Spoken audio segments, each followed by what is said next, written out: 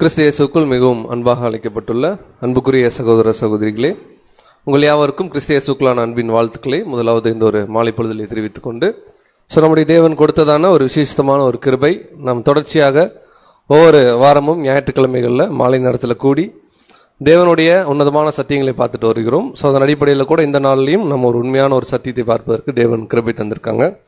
So இந்த நாளில் நம்ம தியானிக்க இருக்கிற வேத பாடத்தின் தலைப்பு சகோதரர் அவர்கள் சொல்லிட்டாங்க, பாவ நிவாரண பலி அல்லது பாவ நிவாரண நாள் அப்படின்னு சொல்லலாம். பாவ நிவாரண பலி அப்படின்னு கூட நம்ம எடுத்துக்கலாம். ஸோ இந்த பாவ நிவாரண பலி அப்படிங்கிற விஷயம் பார்த்தீங்கன்னா, நம்ம இதுக்கு முன்பாகவே நம்ம அடிப்படை சத்தியத்தில் நம்ம பார்த்துருப்போம். ஆசரிப்பு கூடாரம் அப்படின்னு சொல்லி ஒரு வேத பாடம் படிச்சிருப்போம். ஸோ இந்த ஆசரிப்பு கூடாரத்தில் செலுத்தப்பட்ட ஒரு வகையான பலிகளை குறித்து தான் இன்னைக்கு நம்ம என்ன பண்ண போறோம்னு பார்த்தீங்கன்னா பார்க்க போறோம். அந்த பலி மற்றும் அதனுடைய பொருள், அதனுடைய ஆவிக்குரிய அர்த்தம் என்ன அப்படிங்கிறதான் சற்று நேரம் நம்ம தியானிக்க இருக்கிறோம். ஸோ அன்புக்குரிய சகோதர சகோதரர்களே, நல்லாவே நமக்கு தெரியும், ஒரு அடிப்படை சத்தியம் கேட்டு அதை தொடர்ந்து அதுக்கு அடுத்தபடியாக இருக்கக்கூடிய சப்ஜெக்ட்ஸ் பார்க்குறோம். கிட்டத்தட்ட இது என்னன்னு கேட்டிங்கன்னா, நம்ம பேசிக்கில் பார்த்த ஒரே வரிசையில் வரக்கூடிய பாடம் தான். ரொம்ப ரொம்ப முக்கியமாக நம்ம தெரிந்து கொள்ள வேண்டிய ஒரு டாக்டரின். ஏன் அப்படின்னு பார்க்கும்பொழுது, நாளைக்கு நம்ம பலிகளை குறித்து நம்ம டிஸ்கஸ் பண்ணுறோம், நம்ம நிறைய சப்ஜெக்ட்ஸு நம்ம ஒரு டிஸ்கஷன் பண்ணுறோம் அப்படின்னா, அதில் நிறைய இடங்கள்ல பார்த்தீங்கன்னா இந்த ஆசரிப்பு கூடாரத்தில் விசேஷமாக இந்த பாவ நிவாரண நாளில் செலுத்தப்பட்ட பலிகளை குறித்து நம்ம என்ன பண்ணுவோம்னா நிறையா நம்ம ஃப்ரீக்வெண்ட்டாக பேசக்கூடிய வாய்ப்புகள் இருக்குது.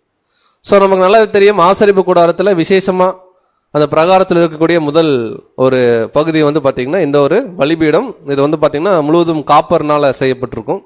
ஸோ இந்த பலிபீடத்தில் தான் பார்த்தீங்கன்னா ஆசாரியர்கள் பார்த்தீங்கன்னா பலிகள் செலுத்துவது வழக்கம் நம்ம பார்க்குறோம். ஸோ அப்படி அவர்கள் பலிகள் பார்த்தீங்கன்னா லிட்டரலாகவே பார்த்தீங்கன்னா டெய்லியும் பலிகளும் அங்கே செலுத்தப்படும், காலை தோறும் அங்கே பலிகள் செலுத்தப்படும். ஸோ விசேஷமாக இஸ்ரேல் ஜனங்களுக்குன்னு தேவன் சில பண்டிகைகள் கொடுத்திருந்தார். அதில் ஒரு கிராண்ட் ஒரு ஃபெஸ்டிவல் தான் என்ன அப்படின்னு கேட்டிங்கன்னா, த டே ஆஃப் அட்டோன்மெண்ட்னு சொல்லுவாங்க, ஒப்புரவாக்குதலின் நாள் அப்படின்னு சொல்லுவாங்க. அந்த ஒப்புரவாக்குதலின் நாள் அல்லது பாவ நிவாரண நாள் அப்படின்னு கூட இந்த ஒரு வார்த்தையை நம்ம உச்சரிக்கலாம். இந்த பாவ நிவாரண நாளில் விசேஷமாக பார்த்தீங்கன்னா 2 பலிகள் செலுத்தப்படும். அந்த 2 பலிகள் என்ன, அதனுடைய அடையாளங்கள் என்ன அப்படிங்கிறத நம்ம பார்க்க போகிறோம். ஸோ இந்த பாவ நிவாரண நாள் அப்படின்னு சொல்லும் போதே இது ஒரு டே, ஒரு பர்டிகுலர் டே குறிக்கிறதா இருக்கு. ஸோ எப்போ இதை யூதர்கள் அனுசரிச்சாங்க அப்படின்னு பார்க்கும்பொழுது, நமக்கு சில பண்டிகைகள் தெரியும் இல்லைங்களா? யூதர்களுடைய பண்டிகை ஏதாவது ஒரு பண்டிகை சொல்லுங்க. ஒரு பண்டிகை தான் கேட்டேன். ஸோ பஸ்கா, பேசிக்கா நம்ம பஸ்கா அப்படின்னு பார்க்கும்பொழுது முதல் மாதம் 14ஆம் தேதி பஸ்காவுடைய பண்டிகையை நம்ம பார்க்குறோம். பஸ்கா அங்கே பலி செலுத்தப்படும் ஆடுன்னு பார்க்குறோம். முதல் மாதத்துக்கு பேர் பார்த்தீங்கன்னா நிசான் அப்படின்னு சொல்லுவாங்க. அதே போல இந்த பாவ நிவாரண நாள் அப்படின்னு சொல்லக்கூடிய இந்த நாள் பார்த்தீங்கன்னா யூதர்களுக்கு ரொம்ப பெக்யூலியர், ரொம்ப ஃபேமஸ். இது எந்த மாதம் வரும்னு கேட்டிங்கன்னா 7வது மாதம் வரும். முதல் மாதம் அல்ல, 7வது மாதம். 7வது மாதம் பார்த்தீங்கன்னா திஸ்ரி அப்படின்னு சொல்லுவாங்க. இந்த 7வது மாதம் 10ஆம் தேதி விசேஷமாக பார்த்தீங்கன்னா இந்த பாவ நிவாரண நாள் அப்படின்னு சொல்லக்கூடிய இந்த ஒரு சில அனுசரிப்புகள் நடக்கும். இதே மாதம் 14ஆம் தேதி வரும். அது பார்த்தீங்கன்னா கூடார பண்டிகை அப்படின்னு சொல்லுவாங்க. நான் திரும்ப ரீகால் பண்ணுறேன். முதல் மாதம் 14ஆம் தேதி பஸ்கா, 7ஆம் மாதம் 14ஆம் தேதி கூடார பண்டிகை, அந்த 7ஆம் மாதம் 10ஆம் தேதி பார்த்தீங்கன்னா இந்த ஒரு பாவ நிவாரண நாள் அப்படின்னு சொல்லக்கூடிய ஒரு விஷயம் அங்கே அனுசரிக்கிறாங்க. ஸோ இந்த பாவ நிவாரண நாளில் என்ன பண்ணுவாங்கன்னா, ஆசாரியர்கள் அவங்களுக்காகவும் அவங்களுடைய குடும்பத்துக்காகவும் ஒரு பலி செலுத்துவாங்க. அப்புறம் சமஸ்த இஸ்ரேல் ஜனங்களும் நிறைய பாவங்கள் செஞ்சிருப்பாங்க இல்லைங்களா, அதற்குண்டான பலிகளும் என்ன ஆகும்னா இந்த நாளில் செலுத்தப்படும் அப்படின்னு நம்ம பார்க்குறோம். ஸோ என்னென்ன பலிகள் செலுத்துவாங்க அப்படின்றத முதல்ல நம்ம கவனிச்சிடலாம். லேவியராகமம் 16ஆம் அதிகாரம் வசனம் 6. லேவியராகமம் 16ஆம் அதிகாரம் 6ஆம் வசனம். பின்பு ஆரோன் தனக்காகவும் தன் வீட்டாருக்காகவும் பாவ நிவர்த்தி செய்யும்படிக்கு தன்னுடைய பாவ நிவாரண பலியின் காளையை சேர பண்ணி. ஸோ வெரி வெரி பேசிக்கா அவர் சொல்லும்போது, ஆரோன் ஒரு பிரதான ஆசாரியன், அவருக்கும் அவருடைய ஃபேமிலிக்காகவும் என்ன பண்றாருன்னா ஒரு காளையை பலி செலுத்துற மாதிரி இருக்கு. இதை நம்ம டீட்டெயிலாக நம்ம படிப்போம், எப்படி பலி செலுத்துறாரு, அந்த ரத்தத்தை கொண்டு போய் எங்க ஊத்துறாருன்னு பார்ப்போம்.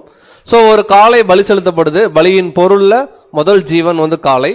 ஸோ அடுத்து என்ன பண்றாங்கன்னா, இன்னும் சில மிருகங்கள் என்ன பண்றாங்கன்னா பலி செலுத்துறாங்க. அதுல 7ஆம் வசனம் வாசி.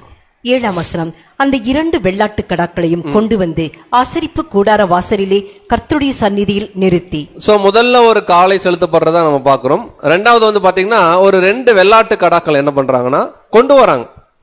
பலி செலுத்தல 2 வெள்ளாட்டு கடாக்களை கொண்டு வந்துட்டு, ஏதோ ஒரு வெள்ளாட்டு கடா பலியாகும், ஒரு வெள்ளாட்டுக்கடா என்ன ஆகும் அப்படின்னு கேட்டீங்கன்னா வனாந்தரம், ஏன்னா ஆசரிப்பு கூடாரம் இருந்த பகுதி இருக்கு இல்லைங்களா, வனாந்தரத்துல என்ன பண்ணுவாங்கன்னா அனுப்பிச்சுட்ருவாங்க. இது ஒரு ஃபார்மாலிட்டி அங்க நடந்துட்டு இருந்துச்சு. அதை கூட நம்ம வாசிக்கலாம். லேவியராகமம் 16:8 வாசிக்கலாம். லேவியராகமம் 16:8. அந்த 2 வெள்ளாட்டு கடாக்களையும் குறித்து கர்த்தருக்கென்று ஒரு சீட்டும் போக்காடாக விடப்படும் வெள்ளாட்டு கடாவுக்கென்று ஒரு சீட்டும் போட்டு. பாருங்க, ஒரு சீட்டு போடுறாங்க, ஒரு சாய்ஸ். எந்த ஆடு வந்து பாத்தீங்கன்னா கர்த்தருக்கென்று தெரிந்து கொள்ளணும், எந்த ஆடு வந்து போக்காடு அப்படின்னு ஒரு வார்த்தையை சொல்றாங்க. போக்காடு அப்படின்னா வெளில போக விடுறது, அதான் போக்காடுன்னு சொல்றாங்க. இப்படி தெரிந்து கொள்றதுக்கு 2 வெள்ளாட்டு கடால எது அப்படிங்கறத அவங்க என்ன பண்றாங்கன்னா சீட்டு போட்டு என்ன பண்றாங்கன்னா, யூதர்களுடைய வழக்கம், சீட்டு போட்டு என்ன பண்றாங்கன்னா அவர்கள் தெரிந்து கொள்றாங்க. சோ ஒரு ஆடு கர்த்தருக்கென்று விழுகுமா, அந்த கர்த்தருக்கென்று விழுந்த ஆட்டின் மேல என்ன என்ன பண்றாங்கன்னு பாருங்க, வாசிக்கலாம் தொடர்ந்து. அதுல 9 லேவியராகமம் 16:9. கர்த்தருக்கென்று சீட்டு விழுந்த வெள்ளாட்டு கடாவை பாவ நிவாரண பலியாக சேர பண்ணி. சோ முதல் கர்த்தருக்கென்று சீட்டு விழுந்த ஒரு ஆடை பாவ நிவாரண பலியாக என்ன பண்றாங்கன்னா ஆசரிப்பு கூடாரத்துக்குள்ள சேர பண்றாங்க. இப்ப இன்னொரு ஆடு என்ன பண்றாங்கன்னு சொல்லி 10ஆம் வசனம் சொல்லுது. 10ஆம் வசனம், போக்காடாக விடப்பட்ட சீட்டு விழுந்த வெள்ளாட்டு கடாவை அதை கொண்டு பாவ நிவர்த்தி உண்டாக்கவும் அதை போக்காடாக வனாந்திரத்திலே போக விடவும் கர்த்தருடைய சந்நிதியில் உயிரோடு நிறுத்தி. சோ அந்த ஆடு வந்து கொலை செய்யப்படுறது இல்ல, டேபர்நாக்கிள்குள்ள அதோடைய ரத்தம் அங்க எடுக்கப்படுறது இல்ல. அதை என்ன பண்றாங்க அப்படின்னு கேட்டீங்கன்னா அதுவும் ஒரு பாவ நிவர்த்திக்கு தான். பட் வந்து வனாந்தரத்துல என்ன பண்றாங்கன்னா அந்த ஆடை விடுறாங்க. இந்த ஆடோடைய பேர் வந்து பாத்தீங்கன்னா போக்காடு. ஓகேங்களா? சோ இந்த பார்த்த விஷயத்தை தான் நம்ம டீட்டெயிலா இன்னைக்கு சப்ஜெக்ட்ல பார்க்க போறோம். சோ பாவ நிவாரண நாள் அப்படின்னு ஒரு நாள் இருக்கு. அந்த நாள்ல ஒரு விசேஷமான அனுசரிப்பு என்ன அப்படின்னு கேட்டீங்கன்னா பலிகள் செலுத்துறாங்க. பிரதான ஆசாரியனாகிய ஆரோனுடைய குடும்பத்துக்காகவும் ஒரு காளை பலி செலுத்தப்படுது. அதுக்கப்புறம் 2 வெள்ளாட்டு கடாக்கள் சூஸ் பண்ணிக்கிறாங்க. அந்த 2 வெள்ளாட்டு கடாவை நிறுத்தி சீட்டு போடுறாங்க. எந்த வெள்ளாட்டு கடா கர்த்தருக்கென்று அந்த சாய்ஸ்ல வருதோ அதை ஆசரிப்பு கூடாரத்துக்குள்ள பாவ நிவாரண பலியாக அவங்க என்ன பண்றாங்கன்னா உள்ள சேர பண்ணி இன்னொரு ஆடை வந்து போக்காடா கன்சிடர் பண்றாங்க. போக்காடை என்ன பண்றாங்கன்னா வனாந்தரத்துல என்ன பண்றாங்கன்னா விடுறாங்க. இப்போ இதை வந்து எவ்ரி இயர் வந்து பாத்தீங்கன்னா இஸ்ரேல் ஜனங்கள் தேவனுக்காக என்ன பண்றாங்கன்னா பலி செலுத்தக்கூடியவங்களா இருக்கிறாங்க. சோ இது எதற்காக செலுத்தப்பட்டிருக்குன்னா பாவ நிவர்த்திக்காக என்ன பண்ணப்பட்டிருக்குன்னு பாத்தீங்கன்னா செலுத்தப்பட்டிருக்கு. ஆனா நமக்கு நல்லாவே தெரியும், தேவன் ஒரு மனிதன் செய்த தப்புக்கு ஒரு விலங்குடைய பலிய வாங்குவாரா? ஈக்குவல் ஆகுமா? வாங்குவாரான்னு கேட்கிறத விட கண்டிப்பா வாங்கியிருக்காரு. ஈக்குவல் ஆகுமான்னு கேட்டீங்கன்னா ஒருபோதும் ஒரு மனிதன் செய்த தப்பிதத்துக்கு ஒரு மிருகத்துடைய பலி என்ன ஆகாது, ஈக்குவல் ஆகாது. ஆனாலும் தேவன் சில உணர்வுகள் இந்த மனிதர்களுக்குள்ள வரணும், இவர்கள் திரும்பவும் இந்த பாவத்துக்குள்ள போகக்கூடாது அப்படிங்கறக்காக சில பலியின் முறைமைகளை அவங்களுடைய சுத்திகரிப்புக்காக என்ன பண்ணாருன்னா அனுமதிச்சார். ஆனா ஒரு இடத்துல தேவன் சங்கீதத்துல பின்னாடி அருமையா சொல்றார், நான் இந்த மாதிரி எந்த வகையான மிருகத்துடைய பலியிலும் என்னுடைய விஷயம் என்னவல்ல, பிரியமா அல்ல அப்படின்னு எழுதுறார். வாசிக்கலாம் சங்கீதம் 50:9. 50ஆம் சங்கீதம் 9ஆம் வசனம், உன் வீட்டிலிருந்து காளைகளையும் உன் தொழுவங்களிலிருந்து ஆட்டுக்கடாக்களையும் நான் வாங்கிக் கொள்வதில்லை. என்ன சொல்லிட்டாருன்னா தேவனுக்கே ரொம்ப டயர்ட் ஆயிடுச்சு. ஏன்னா பலி செலுத்துங்கப்பா தவறுக்கு அப்படின்னா இவங்க ரொம்ப அட்வான்ஸா வந்து மிருகங்களை கொண்டு வந்து வச்சுக்கிறது. நான் நாளைக்கு செலுத்தக்கூடிய பாவத்துக்கு இந்த மிருகம் என்ன ஆகும், பலியாகும்னு சொல்லி இவர்கள் பலி செலுத்துற விஷயத்த தேவன் ஒரு ஸ்டேஜ்ல அறவே வெறுக்க ஆரம்பிச்சார். நமக்கு தெரியும் சங்கீதம் 50 வந்து ரொம்ப ஃபேமஸ். நம்ம ஞானஸ்தானம் எடுத்தோம் இல்லைங்களா, அப்போ ஒரு வசனம் படிப்போம். சங்கீதம் 50:5 பார்ப்போம், பலியினாலே என்னோடே அப்படின்னு என்னன்னு கேட்டீங்கன்னா தேவன் நம்முடைய தியாகத்தை தான் விரும்புறாருன்னு அங்கேயே வசனம் இருக்கு. அதுலதான் சங்கீதத்துல 9ஆம் வசனம் சொல்லும் போது தேவன் எந்த மிருகத்துடைய பலி என்ன பண்றது இல்ல கேட்கறது. ஏன்னா இது ஒரு ஸ்டேஜ்ல என்ன ஆயிடுச்சுன்னா இவங்க ஒரு ஃபார்மாலிட்டியா பண்ண ஆரம்பிச்சோன்னா தேவன் இது என்ன பண்ணிட்டாருன்னா எனக்கு பிரியம் இல்லைன்னு சொல்லிட்டார். அது மாத்திரம் இல்ல, இந்த உலகத்துல வனாந்தரத்துல சஞ்சரிக்கக்கூடிய எல்லா மிருகங்களும் யாருடைய ப்ராப்பர்ட்டி, அவர் ப்ராப்பர்ட்டி எடுத்து அவருக்கு என்ன பண்றது, இது எப்படின்னா அவர் பேக்கெட்ல இருக்கிற ஒரு அமௌண்ட் எடுத்து அவருக்கே கொடுத்துட்டு பாருங்க உங்களுக்காக நான் என்ன பண்றேன், தியாகம் பண்றேன் அப்படின்னு சொல்ற மாதிரி. வாசிக்கலாம் அதிலே 10ஆம் வசனம். 50ஆம் சங்கீதம் 10ஆம் வசனம், சகல காட்டு ஜீவன்களும் பர்வதங்களில் ஆயிரமாய் திரிகிற மிருகங்களும் என்னுடையவைகள். என்ன சொல்றாருன்னா எல்லா ஜீவன்களும் என்னுடையதுன்றார் தேவன். பட் இருந்தாலும் இஸ்ரேல் ஜனங்களுடைய வாழ்க்கையில விசேஷமா வந்து பாத்தீங்கன்னா இந்த பலி நிறைய பலிகள் இருக்கு. சமாதான பலி அப்படின்னு சொல்லுவாரு, பாவ நிவாரண பலின்னு சொல்லுவாரு, குற்ற நிவாரண பலின்னு சொல்லுவாரு, போஜன பலி அப்படின்னு சொல்லுவாரு. ஆக்சுவலா எல்லா பலிகளையும் நீங்க எடுத்துக்கிட்டீங்கன்னா எல்லா பலிகளுக்குடைய டைரக்டான பொருள் யாருன்னா கர்த்தராகிய இயேசு கிறிஸ்து தான். ஆனா அதுல சில நுணுக்கங்களை நம்ம கவனிக்கும் போது கர்த்தராகிய இயேசு கிறிஸ்துக்கு மாத்திரம் எல்லாமே பொருந்துறதா இல்லாம சில விசேஷித்த வகுப்பார்களுக்கும் சில பலிகள் என்னாகும் அப்படின்னு பாத்தீங்கன்னா பொருந்தக்கூடியதா இருக்குன்னு பார்க்கணும். அப்ப இந்த பாவ நிவாரண நாள்ல இந்த 3 விசேஷித்த மிருகங்கள் என்ன பண்றாங்கன்னா தெரிந்து கொள்றாங்க. ஒவ்வொரு மிருகமும் ஒவ்வொரு வகையில் அங்க என்ன ஆகுது அப்படின்னு பாத்தீங்கன்னா பலியாகிறத பாக்குறோம். சரி, இது எப்பதான் நடக்கும் அப்படின்னு கேட்டீங்கன்னா இயர்லி ஒன்ஸ் தான் நடக்கும். இந்த பாவ நிவாரண நாள் ஒவ்வொரு வருஷமும் திஸ்ரி மாசம் 10ஆம் தேதி என்ன ஆகுன்னு கேட்டீங்கன்னா இயர்லி ஒன்ஸ் தான் நடக்கும். வருஷத்துக்கு ஒரு முறை மாத்திரமே பிரதான ஆசாரியன் அந்த டேபர்நாக்கிள் இருக்கு இல்லைங்களா, டேபர்நாக்கிள் இருக்கக்கூடிய த மோஸ்ட் ஹோலின்னு சொல்லுவாங்க, மகா பரிசுத்தலம், அதுக்குள்ள அவர் என்ன ஆவார்னா என்ட்ரு ஆவார். சோ இந்த வசனத்துல நம்ம கன்ஃபார்ம் பண்ணிக்கலாம். லேவியராகமம் 16ஆம் அதிகாரம் வசனம் 30 முதல்ல. லேவியராகமம் 16ஆம் அதிகாரம் 30ஆம் வசனம். கர்த்தருடைய சந்நிதியில் உங்கள் பாவமெல்லாம் நீங்கி சுத்திகரிக்கப்படும்படி அந்நாளில் உங்களை சுத்திகரிக்கும் பொருட்டு உங்களுக்காக பாவ நிவர்த்தி செய்யப்படும். சோ ஆல்மோஸ்ட் அந்த 1 இயர் அவர்கள் செய்த பாவத்துக்கு ஒரு பிராயச்சித்தமா ஒரு நிவர்த்தியா என்ன ஆகும்னு கேட்டீங்கன்னா இந்த பலிகளை தேவன் என்ன பண்ணாருன்னா அங்கீகரிச்சார். நல்லா கவனிக்கலாம், இந்த பலிகள் செலுத்தினால பாவம் அங்க போயிருச்சு அப்படின்னு அர்த்தம் அல்ல. தேவன் இந்த ஜனங்களுக்கு ஒரு உணர்வு வருவதற்காக தான் இந்த விஷயத்தை கொடுத்தார். எந்த வகையிலும் ஒரு மனிதன் செய்த தவறுக்கு ஒரு மிருகத்துடைய ரத்தம் என்ன ஆகாதுன்னு கேட்டீங்கன்னா பாவ நிவர்த்தி செய்யாது. கிளியரா புதிய ஏற்பாட்டு காலத்துல சங்கீதத்திலே சொல்றாரு, மீட்கும் பொருள் விஷயத்துல ரான்சம்லாம் நம்ம படிச்சிருக்கோம். ஆனாலும் தேவன் அனுமதிச்சிருந்தார் இந்த விஷயங்களை அவர்கள் செய்து அவர்களுக்குள்ள ஒரு சுத்திகரிப்பு என்ன ஆகும் அப்படின்னு பாத்தீங்கன்னா உண்டாகணும் அப்படின்னு சொல்லி தேவன் அனுமதிச்சிருந்தார். இங்கேயே இஸ்ரேல் ஜனங்களுடைய பாவத்தை தேவன் தள்ளி தான் போடுவார், மறக்கக்கூடியதா இல்ல. அப்படியே கவுண்ட் என்ன ஆகுதுன்னா தள்ளி போறதா இருக்கு. சோ இது இயர்லி ஒன்ஸ் தான் நடக்கும்னு சொல்லி வசனமும் நமக்கு இருக்கு. அதுல 34ஆம் வசனம். லேவியராகமம் 16ஆம் அதிகாரம் 34ஆம் வசனம். இப்படி வருஷத்தில் ஒருமுறை இஸ்ரவேல் புத்திரருக்காக அவர்களுடைய சகல பாவங்களுக்கும் பாவ நிவர்த்தி செய்வது உங்களுக்கு நித்திய கட்டளையா இருக்க கடவது என்று சொல் என்றார். கர்த்தர் மோசேக்கு கட்டளையிட்டபடியே ஆரோன் செய்தான். சோ அவர் ஒரு கட்டளை கொடுத்துட்டாரு, இயர்லி ஒன்ஸ் இதை கண்டிப்பா நீங்க என்ன பண்ணி ஆகணும், செய்யணும். அதுல அருமையா சொல்றார், இப்படி வருஷத்தில் ஒரு முறை இஸ்ரேல் புத்திரருக்காக என்ன பண்ணுனா சகல பாவங்களுக்கும் பாவ நிவர்த்தி செய்வது அவங்களுக்கு இது ஒரு லா அப்படின்னு சொல்றார். சோ இன்னைக்கும் பாத்தீங்கன்னா இன்னைக்கும் யூதர்கள் இந்த ஃபார்மாலிட்டி என்ன பண்றாங்கன்னா அனுசரிச்சுட்டு தான் இருக்காங்க. சோ இந்த பாவ நிவாரண நாள் அப்படின்னு ஒரு நாள் அவங்களுக்கு என்ன ஒரு பிலீஃப்னா நம்முடைய எல்லா பாவங்களையும் தேவன் என்ன பண்றாரு, போக்குறார் அப்படிங்கிற ஒரு விஷயம் தான். அப்ப இந்த பாவ நிவாரண நாள்ல 3 விசேஷித்த பலிகள் அங்க என்ன ஆகுதுன்னா செலுத்தப்பட்டதா இருக்கு. இப்ப நம்ம என்ன பண்ண போறோம்னா பாடத்துல இந்த 3 பலிகளை டீட்டெயிலா படிக்கிறோம். காளை எப்படி பலி செலுத்துறாங்க, அதோடைய ரத்தம் என்ன ஆகுது அப்படின்னு சொல்லி டீட்டெயிலா படிச்சுட்டு இந்த காளையுடைய பலி யாருக்கு அடையாளமா இருக்கு புதிய ஏற்பாடு காலத்துல. அடுத்து 2 ஆட்டுக்கடால கர்த்தருக்கென்று சீட்டு விழுந்த ஆட்டுக்கடாவுடைய பலி எதற்கு அடையாளமா இருக்கு அதை டீட்டெயிலா படிப்போம். இறுதியா போக்காடாக விடப்பட்ட அந்த ஆடு எதற்கு ஒரு பொருளா இருக்கு. இந்த 3 விஷயம் தான் இந்த பாடத்துல என்ன பண்ண போறோம் பாத்தீங்கன்னா நம்ம டிஸ்கஸ் பண்ண போறோம்.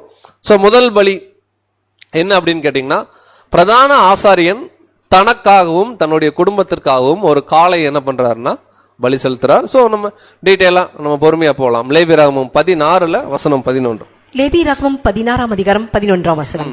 பின்பு ஆரோன் தனக்காகவும் தன் வீட்டாருக்காகவும் பாவ நிவர்த்தி செய்யும்படி தன்னுடைய பாவ நிவாரணத்துக்கான காளையை கொண்டு வந்து அதை கொன்று. சோ இது நல்லா கவனிக்கலாம். இது ஆசரிப்பு கூடாரத்துல ரொம்ப சகஜமா நடக்கும். ஒரு மிருகம் வரும், அந்த மிருகம் என்ன ஆகும், கொல்லப்படும். அதோடைய ரத்தத்தை என்ன பண்ணுவாங்கன்னா தனியா பிரிப்பாங்க. ஆனா இந்த நாட்கள்ல மிருகத்துடைய பலி தேவன் விரும்பல. பட் அந்த காலத்துல தேவன் சொல்லியிருந்தார். சோ ஆரோன் என்ன பண்றாருன்னா ஒரு காளையை ஃபர்ஸ்ட் என்ன பண்றார், எடுத்துட்டு வரார். அந்த காளைய ஆசரிப்பு கூடாரத்துல என்ன பண்றாருன்னா அங்க கொல்றாருன்னு பாக்குறோம். சோ காளையை கொன்னு அடுத்து என்ன பண்றாரு வாசிக்கலாம். 12 லேவியராகமம் 16ஆம் அதிகாரம் 12ஆம் வசனம். கர்த்தருடைய சந்நிதியில் இருக்கும் பலிபீடத்தின் மேலுள்ள நெருப்பு தணலினால் தூப கலசத்தை நிரப்பி பொடியாக்கப்பட்ட சுகந்த தூப வர்க்கத்திலே தன் கைப்பிடிகள் நிறைய எடுத்து திரைக்கு உட்புறமாக கொண்டு வந்து பாருங்க. இப்ப கொல்லப்பட்ட காளையுடைய மாம்சம் என்ன ஆகும் அப்படின்னு கேட்டீங்கன்னா பலிபீடத்துல என்ன ஆகும், வைக்கப்பட்டிருக்கும். பலிபீடம் என்ன ஆகும் கேட்டீங்கன்னா நெருப்பு தணல் என்ன ஆயிட்டு இருக்கும், எரிஞ்சிட்டு இருக்கும். இப்ப அதுல இருந்து சில சாம்பல் போன்ற விஷயத்தை எடுக்கிறாரு. எதுக்கு அப்படின்னா அதை அந்த தூப கலசத்துல போட்டு உள்ள மகா பரிசுத்தல வரைக்கும் என்ன பண்ணணும்னா அவர் கொண்டு போகணும். இப்ப காளை பலி செலுத்தப்பட்டுருச்சு, பலிபீடத்துல பலி ஆயிருச்சு.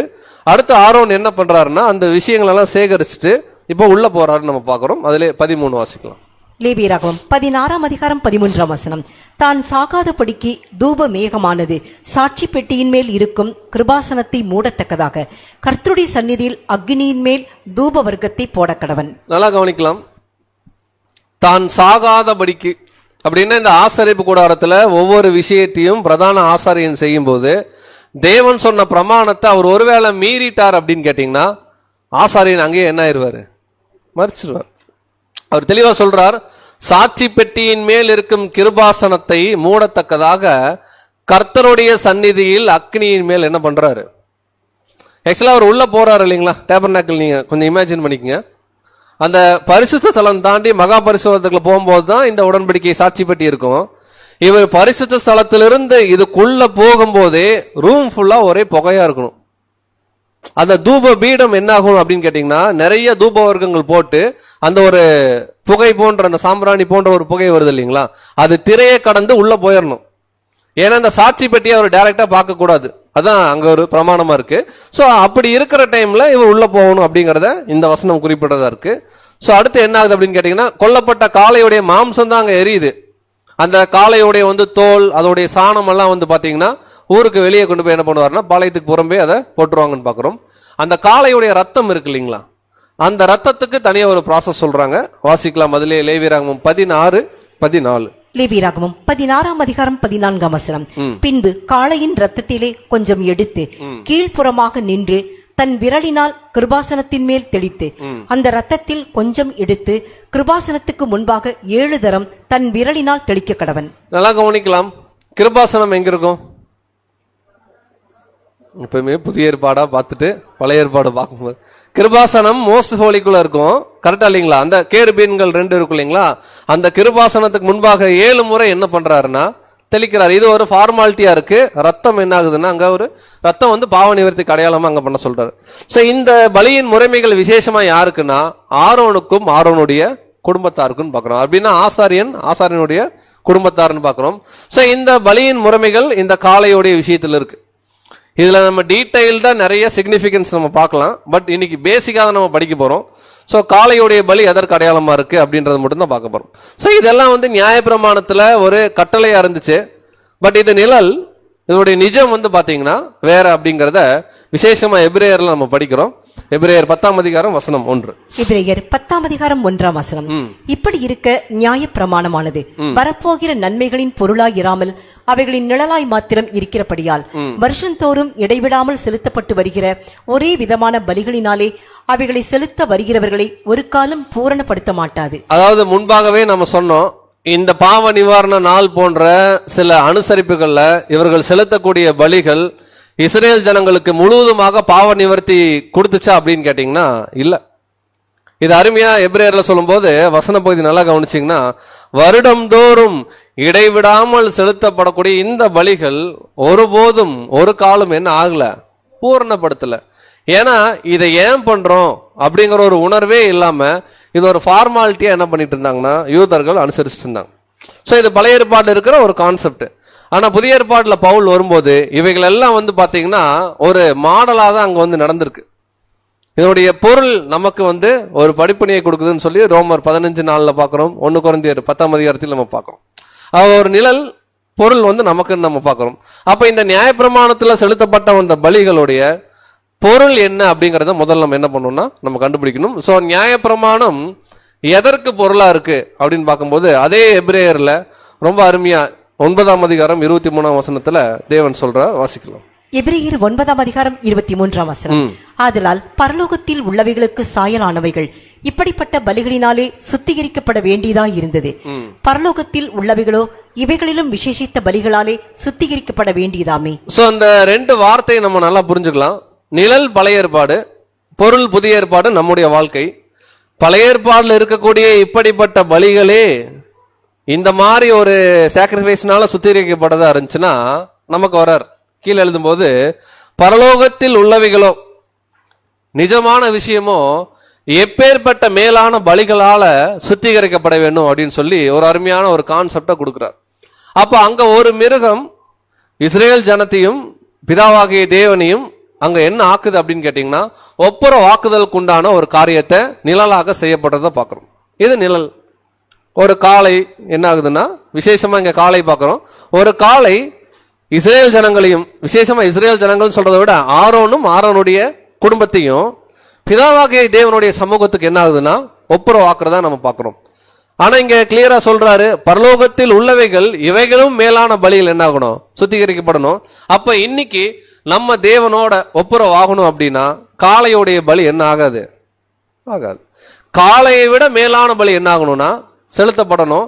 நிழல்ல காளை, பொருள்ல காளைக்கு யாரை அடையாளப்படுத்துறாங்கன்னா நம்முடைய ஆண்டவராகிய இயேசு கிறிஸ்துவோடைய ஈடுபலி. நம்ம ஈடுபலி பாடம் கேட்டிருக்கோம்.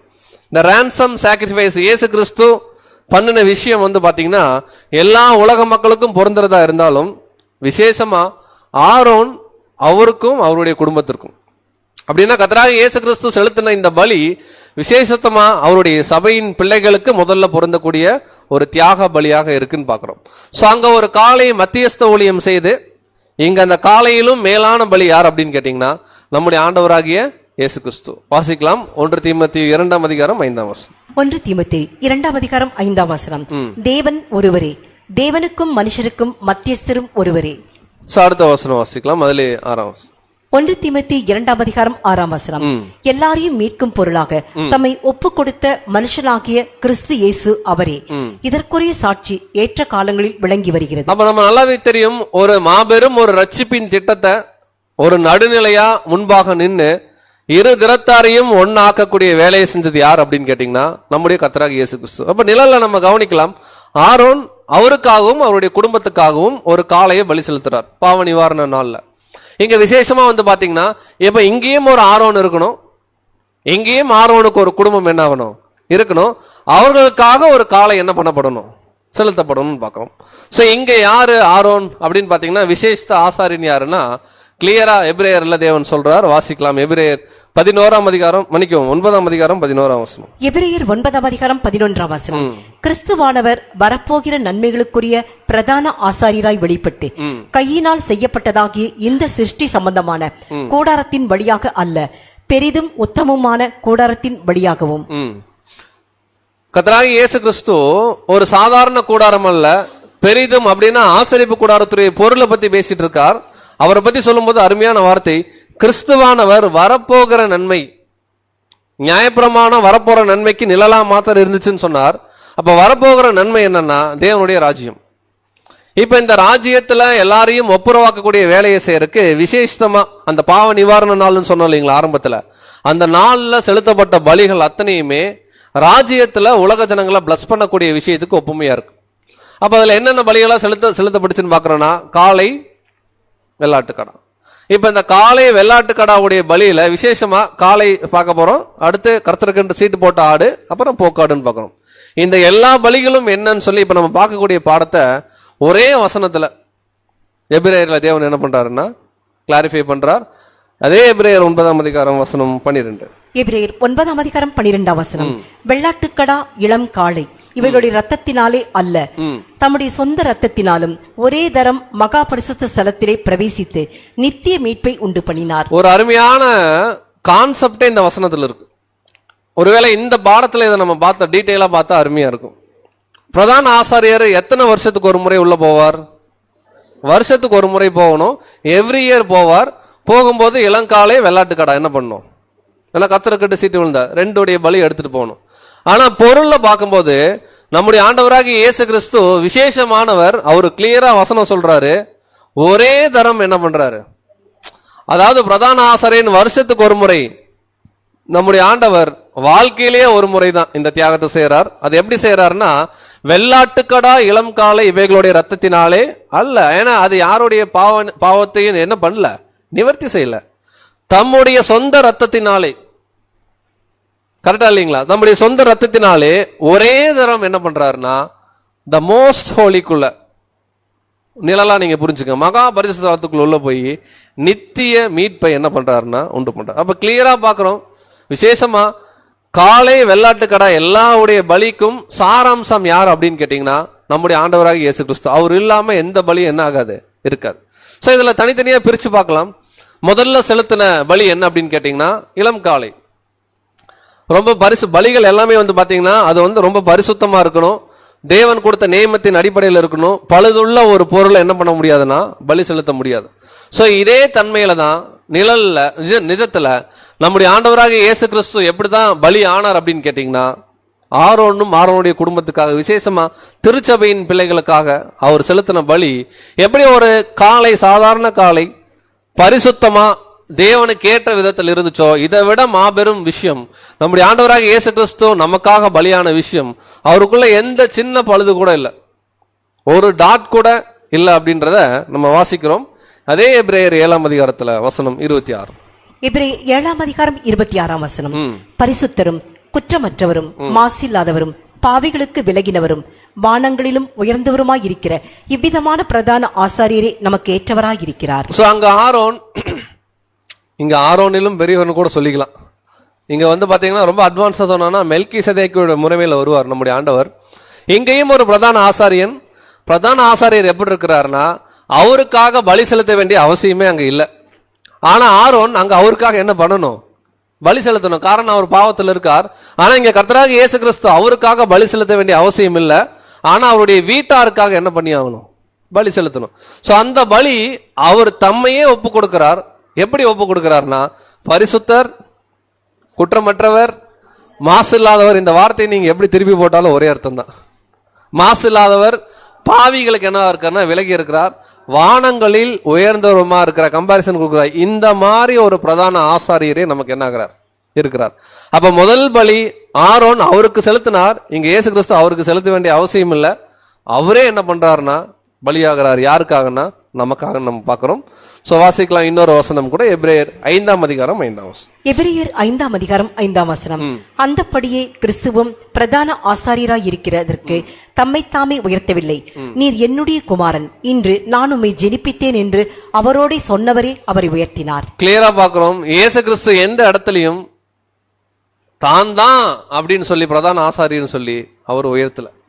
எப்படி பழைய ஏற்பாட்டு காலத்துல ஆசாரிய ஊழியம் செய்யும் போது தேவன் அவருடைய தாசர்களை கொண்டு அபிஷேகம் செய்தாரோ, அதே போல நம்முடைய ஆண்டவராக இயேசு கிறிஸ்து இந்த வகையான தியாகம் செய்யணும், இப்படிதான் அவர் பலி ஆகணும் அப்படின்னு சொல்லி ஒரு உயர்ந்த பிரதான ஆசாரியர் அப்படிங்கக்கூடிய ஒரு பட்டத்தை யார் தான் கொடுத்தாங்கன்னா பிதாவாகி தேவன்.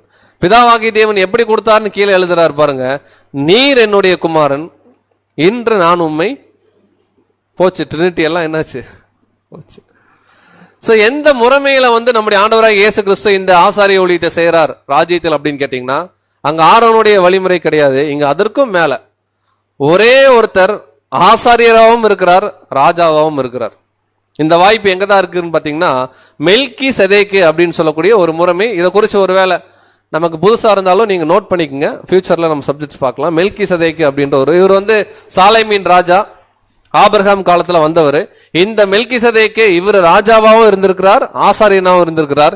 இந்த மாதிரி வேற யாருமே வேதத்தில் இருந்ததில்லை.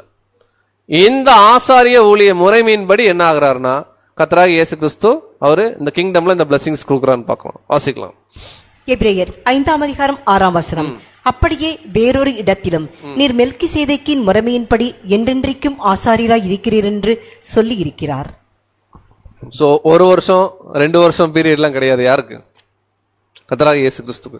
அவர் என்றென்றைக்கும் எப்படி இருக்கிறாருன்னா மெல்கிசேதேக்கின் முறைமை. இப்ப நம்ம அடுத்து என்ன பார்க்க போறோம்னா, காளை. ஓகே, காளை வந்து பலி ஆயிருச்சுன்னு படிச்சிட்டோம். இங்க காளை யாருக்கு அடையாளம்னு கேட்டீங்கன்னா, நம்முடைய ஆண்டவராக இயேசு கிறிஸ்துடைய பூமிக்குரிய வாழ்க்கை இருக்கு இல்லைங்களா. அவர் வந்து பிறந்து ஞானஸ்தானம் எடுத்து 3.5 வருஷம் ஊழியம் பண்ணார் இல்லைங்களா. இப்ப காளை பலி ஆயிடுச்சுன்னு சொல்லிட்டோம். இப்ப பொருள் எடுத்துக்கலாம். நம்முடைய ஆண்டவராக இயேசு கிறிஸ்து தான் காளை. எப்படி பலியானார்? பிராக்டிக்கலா பலினா என்ன அப்படி வரலாம். வெறும் வந்து காளை பாருங்க இயேசு கிறிஸ்து, அப்புறம் கர்த்தருடைய ஆடு பாருங்க இது, போக்காடு பாருங்க இது அப்படின்னு சொல்லி சப்ஜெக்ட முடிக்க முடியாதுல்ல. காளை பலி ஆயிருச்சு. லிட்டரலா ஒரு காளை அங்க வெட்டப்படுது. பொருள்ல வரும். காளை நம்முடைய ஆண்டவராக இயேசு கிறிஸ்துவுடைய பூமிக்குரிய வாழ்க்கை. அவர் எப்படி பலியானார்? சாக்ரிஃபைஸ், அதே வார்த்தை இங்கிலீஷ்ல உண்டு. கரெக்ட். அதாவது அவர் என்னைக்கு தேவனுக்காக தன்னுடைய ஜீவனை தத்தம் செய்தாரோ ஞானஸ்தான உடன்படிக்கையில, அதுக்கப்புறம் நிறைய இடங்கள்ல வசன பகுதிகள் கவனிச்சு பாத்தீங்கன்னா வசனம் தெளிவா இருக்கும். அவர் அநேகரை சொஸ்தப்படுத்தும் போது அவர்கிட்ட இருந்து என்ன ஆகும்னு கேட்டீங்கன்னா, வல்லமை புறப்பட்டு போகும். அந்த வல்லமை ஒண்ணுமே இல்லை, அவருடைய ஜீவ உரிமைகளை அவருக்குள்ள தற்பாதுகாத்து கொள்ளாம மத்தவங்களுக்காக அவர் என்ன பண்றாருன்னா இழக்க ஆரம்பிக்கிறார். தான் விச் மீன்ஸ் சாக்ரிஃபைஸ் நம்ம சொல்றோம். ஸோ எப்படி பண்ணார் அப்படின்னு கேட்டீங்கன்னா, அவர் என்னைக்கு தேவன்கிட்ட சரண்டர் ஆனாரோ பேப்டிசம்ல, அதுக்கப்புறம் தனக்காக அவர் என்ன பண்ணல, வாழல. அதுக்கு முன்னாடியே அவர் கண்டிப்பா அவருக்காக வாழ்ந்திருக்க மாட்டார். பட் விசேஷமா ஞானஸ்தானத்துக்கு அப்புறம் இந்த காலை எப்படி பலியாச்சு அப்படின்னு கேட்டீங்கன்னா, தனக்காக இயேசு கிறிஸ்து என்ன பண்ணல, வாழல. அவர் எப்படி வாழ்ந்தார் அப்படின்னு கேட்டீங்கன்னா, தேவன் அவரை பத்தி என்னெல்லாம் தீர்க்க தரிசனம் சொன்னாரோ, தேவன் மேசியானா ஒருத்தர் இப்படிதான் இருக்கணும்னு என்னெல்லாம் வசனம் சொன்னாரோ அதை தியானிச்சார். அதான் மார்னிங் பார்த்தோம், 40 நாள் தியானிச்சுட்டு அதற்கேற்ப தன்னுடைய வாழ்க்கையை ஒழுங்குபடுத்தி சீரான ஒரு வாழ்க்கை என்ன பண்ணாருன்னா அவர் வாழ்ந்தாருன்னு பாக்குறோம். சோ வாசிக்கலாம். அவரு வரும்போதே அவர் மைண்ட்ல இருந்த ஒரே தாட் என்னன்னா, அப்பாவுடைய வேலையை நான் என்ன பண்ண போறேன், செய்ய போறேன். எபிரேயர் 10:7. எபிரேயர் 10:7. அப்பொழுது நான், தேவனே உம்முடைய சித்தத்தின்படி செய்ய இதோ வருகிறேன், புஸ்தகச் சுருளில் என்னை குறித்து எழுதியிருக்கிறது என்று சொன்னேன் என்றார். சோ காலை எப்படி பிரதர் பலியாச்சு புதிய ஏற்பாட்டு காலத்துல அப்படின்னு கேட்டீங்கன்னா, ஒரே வார்த்தை தான், பலியுடைய ஒரே டெபினிஷன். இதோ புஸ்தக சுருள என்னை பத்தி என்ன சொல்லியிருக்கோ அவைகளை நான் என்ன பண்றேன், செய்யறேன். என்னைக்கு தேவனுடைய சித்தம் செய்யறேன்னு இயேசு கிறிஸ்து இந்த பூமிக்கு வந்தாரோ அன்னிலிருந்து ஆல்மோஸ்ட் என்ன ஆக ஆரம்பிச்சாருன்னா பலியா. இதோட எக்ஸ்ட்ரீம் தான் அந்த 3.5 வருஷ ஊழியம். அப்போ ஒருத்தர் பலி ஆனாருன்னா யோசிச்சு பாருங்க, காளையுடைய மாம்சம் தகனிக்கப்படுதுங்களா? எங்க? பலிபீடத்துல. அதனுடைய தோல் சாணம் என்னாகும், பாளையத்துக்கு புறம்பே எரிக்கப்படும். அப்படி பாளையத்துக்கு புறம்பே எரிக்கப்படும் போது என்ன ஸ்மெல் வரும் நமக்கு நல்லா தெரியும். ஒரு லெதர் ஃபேக்டரி நீங்க போங்க, திண்டுக்கல்லாம் நீங்க கிராஸ் பண்றீங்க, ஆம்பூர்லாம் கிராஸ் பண்றீங்கன்னா ஒரு மாதிரி நம்மளால ஜீர்ணிக்கவே முடியாத மாதிரியான ஒரு வாசனைன்னு கூட சொல்ல முடியாது, ஒரு மாதிரியான ஒரு ஸ்மெல் என்ன ஆகும்னு கேட்டீங்கன்னா வரும். பட் என்னன்னா ஒரு தோல் எரிக்கும் போது வரக்கூடிய விஷயம். இதே போல நான் கர்த்தராகிய இயேசு கிறிஸ்து தன்னுடைய ஜீவனை பலி செலுத்தினார் பலிபீடத்துல. தேவன் பார்வையில சுகந்த வாசனையா இருந்துச்சு. இந்த ஆசரிப்பு கூடாரம்னா என்னன்னே தெரியாம வெளியே இருப்பாங்க பாருங்க, தேவனுடைய திட்டமே புரியாம. அந்த மாதிரி ஜனங்கள் பார்வைக்கு அந்த தோலும் அந்த சாணமும் எரிக்கப்படும் போது ஒரு ஸ்மெல் வருது இல்லைங்களா? அதாவது பாப்போம், கெட்டு போகிறவர்களுக்கு அது எப்படி இருக்கும், மரண வாசனைன்னு கூட படிப்போம். அந்த மாதிரி சில ஜனங்களுக்கு அது மோசமா இருந்துச்சு. காரணம், அவங்க இந்த மேன்மை என்ன பண்ணல, உணரல. இப்படி டே டு டே லைஃப்ல இயேசு கிறிஸ்து தன்னுடைய வாழும் உரிமைகளை என்ன பண்ணார்னா தியாகம் செஞ்சார். மற்றவர்களுக்காகவே என்ன பண்ணார். பரலோகத்தில் அவ்வளவு பெரிய வீடு, இங்க வரும்போது ஒரு வார்த்தை சொன்னார், மனுஷகுமாரனுக்கும் என்ன இல்லை. சோ அவர் மாம்சம் பலி ஆகுது. பலியான உடனே பலிபீடத்துல கூடிய அந்த சாம்பல் அந்த பொருள் எல்லாம் எடுத்துட்டு நேரா உள்ள போறாங்க. உள்ள போனோன்னா தூப பீடம்னு ஒண்ணு இருக்கும் இல்லைங்களா? தூப பீடத்துல அந்த சுகந்த வர்க்கத்தோட கூட அந்த விஷயங்களை போடும்போது ஒரு புகை என்னாகும், எலும்பும். அது எங்க போகும் அப்படின்னு கேட்டீங்கன்னா மகா பரிசுத்தத்துக்கு போகும். சோ இது எதற்கு அடையாளமா இருக்கு அப்படின்னு கேட்டீங்கன்னா, கர்த்தராகிய இயேசு கிறிஸ்து தேவனுடைய திட்டத்திற்காக, விசேஷமா அவருடைய குடும்பமாகிய சபைக்காக தன் ஜீவனை அவர் தியாகம் செய்யும் போது அவர் உயிர்த்தெழுந்து பரலோகமே போகல.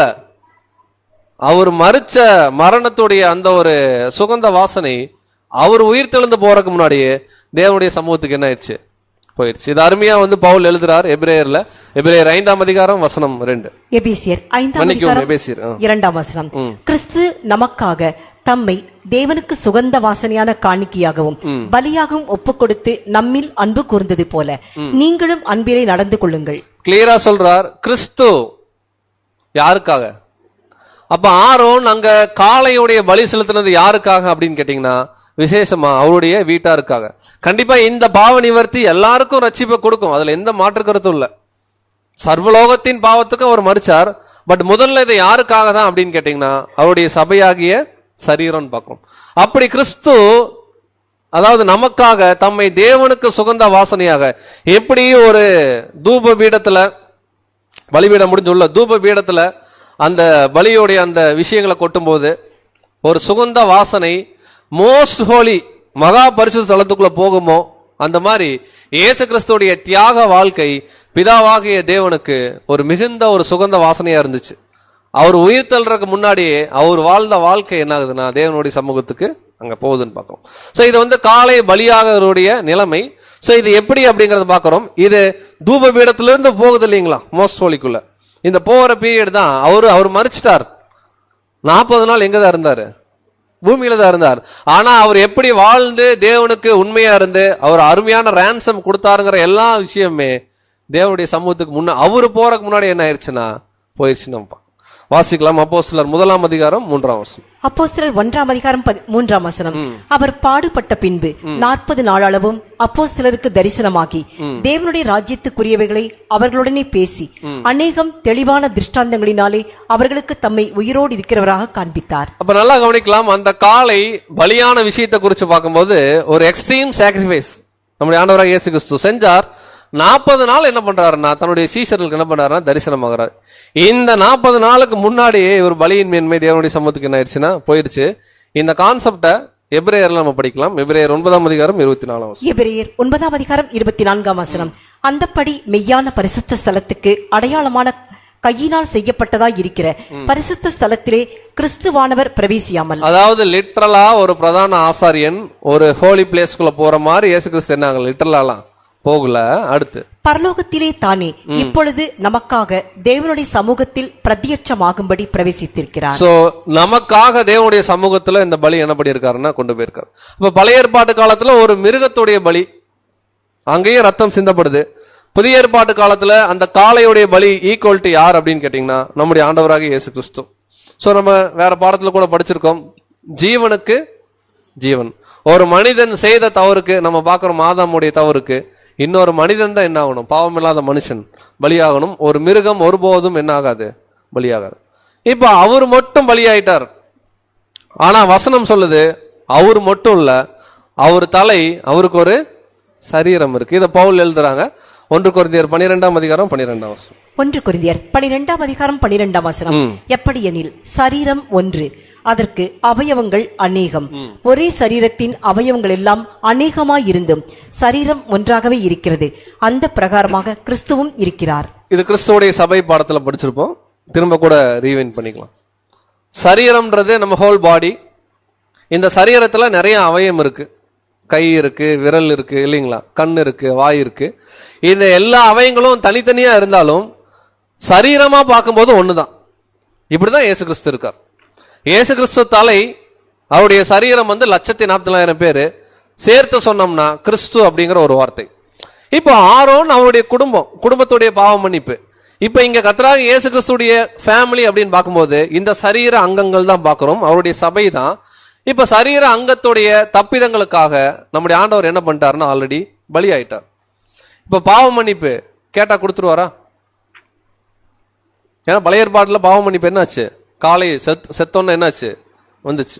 இங்க அதே தான், நமக்காக யாரெல்லாம் கர்த்தராகிய இயேசு கிறிஸ்துவை விசுவாசிக்கிறாங்களோ அவர்களுக்கும் தேவன் என்ன பண்றாருன்னா அவருடைய கிருபையின் மூலமா இந்த மன்னிப்பை கொடுக்கிறார். வாசிக்கலாம். அப்போஸ்தலர் 10 அதிகாரம் 43 வசனம்.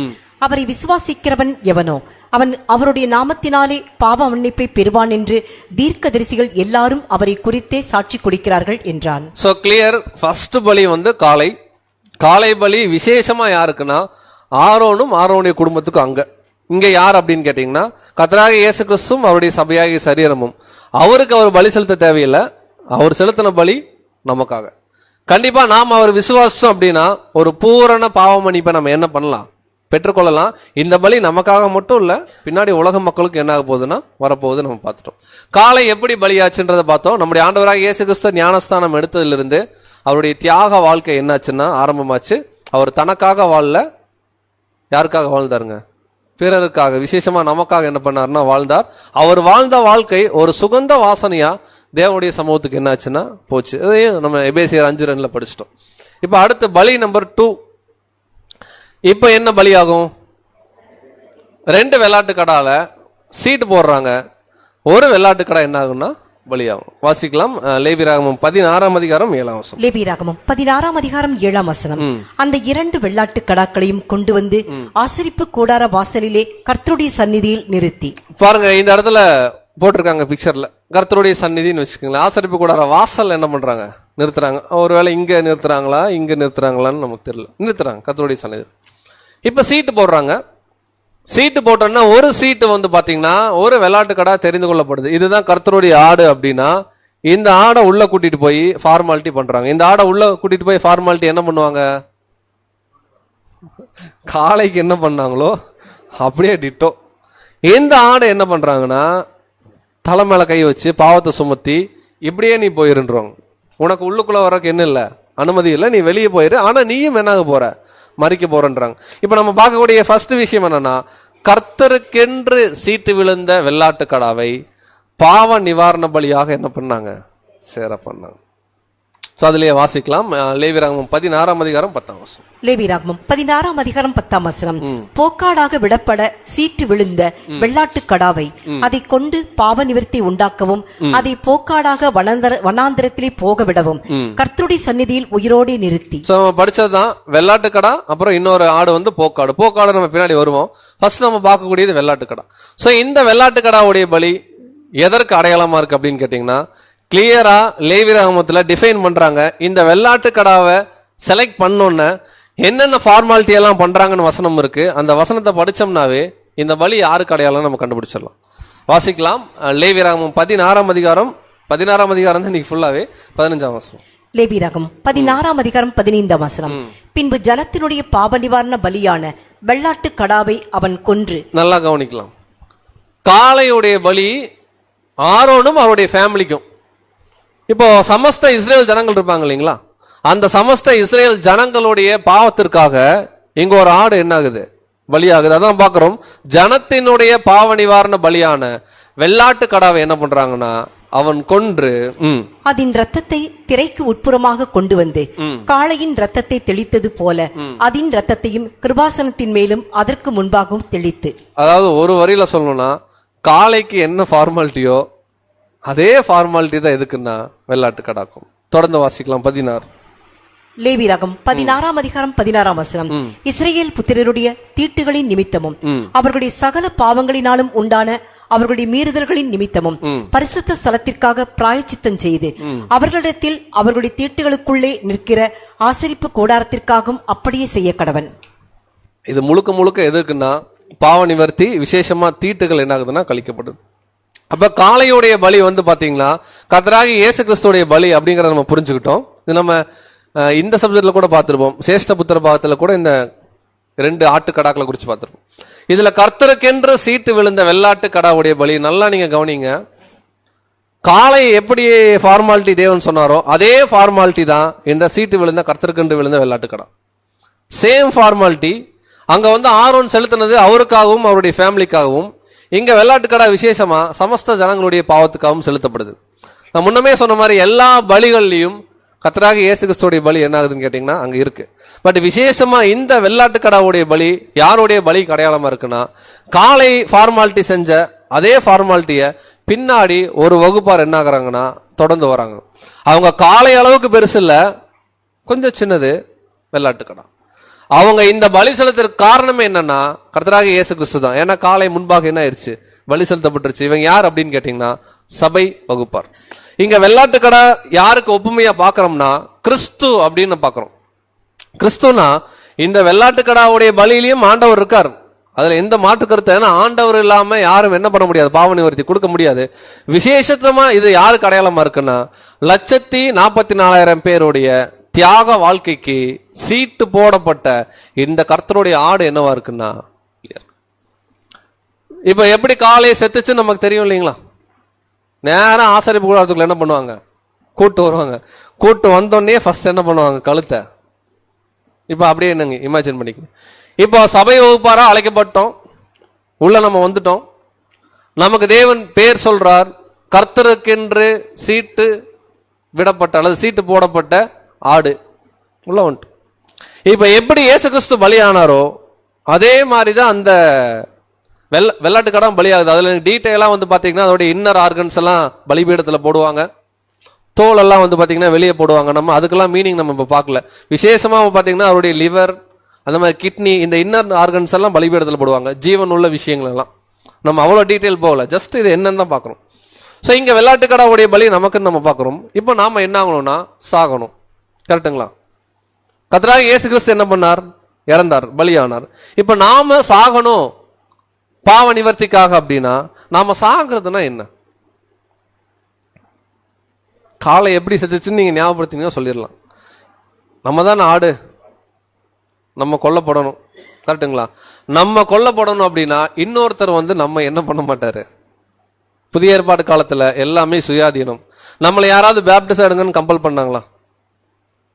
பழைய ஏற்பாடு காலத்துல ஒரு மனுஷன் யூதனா பிறந்தா, ஆண் பிள்ளையா இருந்தா பிறந்த 8ஆம் நாள்ல விருத்தி சேதனம் பண்ணணும். உங்களுக்கு பிடிச்சிருக்கு பிடிக்கல ரெண்டாவது பண்ணணும். ஆனா புதிய ஏற்பாடு காலத்துல வரும்போது தேவன் எல்லாமே சாய்ஸ் நம்ம கையில தான் கொடுக்குறார்.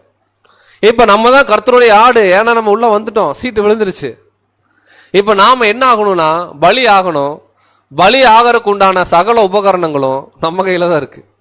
இப்ப நாம என்ன ஆகணும்னா வாழ்ந்து கொண்டே சாகணும். திரும்ப நான் சொல்றேன், நாம சாகணும், ஆனா வாழ்ந்து கொண்டே என்ன ஆகணும்? சாகணும். எப்படி பிரதர் வாழ்ந்து கொண்டே சாகணும்னா, அப்போஸ்தலனாகிய பவுல் என்ன பண்றாரு? நமக்கு எல்லாம் ஃபெமிலியரான வசனம் தான். இந்த வசனத்துடைய தாற்பயம் தான் சபையுடைய வாழ்க்கை. ரோமர் 12:1. ரோமர் 12:1 நீங்கள் உங்கள் சரீரங்களை பரிசுத்தமும் தேவனுக்கு பிரியமுமான ஜீவ பலியாக ஒப்புக் கொடுக்க வேண்டும் என்று தேவனுடைய இரக்கங்களை முன்னிட்டு உங்களை வேண்டிக் கொள்கிறேன். இதுவே நீங்கள் செய்யத்தக்க புத்தியுள்ள ஆராதனை. ஒரு ப்ராப்பரான வர்ஷிப், தேவனை நம்ம ஆராதிக்கணும் அப்படின்னா ஒரு ப்ராப்பரான ஒரு தெளிவான ஆராதனை நம்முடைய தனிப்பட்ட வாழ்க்கையில் என்னன்னு சொல்லி பவுல் சொல்றாருன்னா அருமையா சொல்றார். நீங்கள் உங்கள் சரீரங்களை ஃபர்ஸ்ட் என்ன சொல்றாருங்க? பரிசுத்தமும். யோசிச்சு பாருங்க, ஒரு வெள்ளாட்டு கடாவை எடுத்துட்டு போறாங்க. அந்த வெள்ளாட்டு கடாவுக்கு கண்ணு சரியில்லை, பலி செலுத்த முடியுமா? அப்ப அதே தான் இங்க ஆவிக்குரிய அர்த்தத்தை சொல்றார். நம்முடைய சரீரம் அப்படின்னா ரொம்ப தூய்மையான பரிசுத்த வாழ்க்கை நமக்கு இருக்கணும். நம்முடைய சரீரங்களை பரிசுத்தமும் தேவனுக்கு பிரியமான ஜீவ பலி, அதுதான் வாழ்ந்து கொண்டே சாகிறது. இதை நம்ம செய்யணும். இதுதான் புத்தியுள்ள ஆராதனை. அப்ப எப்படி வந்து அந்த காலை ஒவ்வொரு ஸ்டெப்பா வந்து கடந்து போய் பலியாச்சோ, நம்முடைய ஆண்டவராக இயேசு கிறிஸ்து அவருடைய பூமிக்குரிய வாழ்க்கையில எப்படி அருமையா பலி ஆனாரோ அந்த பாத சுவடுகளை நீங்க பாத்துக்குங்க. அதே பலிபீடம், அதே தண்ணி தொட்டி, அதே மேஜையப்பம், அதே தூபபீடம், அதே மகாபரிசுத்தலம், கிருபாசனம், அந்த ரூட்டை தவிர வேற ரூட் இல்லை. அப்போ நம்ம எப்படி பிரதர் நாங்களும் கர்த்தருடைய ஆடாக நாங்க பலி ஆகிறது அப்படின்னா அருமையா அப்போஸ்தலன் பேதுரு சொல்றார். நம்ம படிக்க வேணாம், தெரிஞ்ச வசனம் தான். நாம அழைக்கப்பட்டதே ஒரே விஷயத்துக்கு தான்.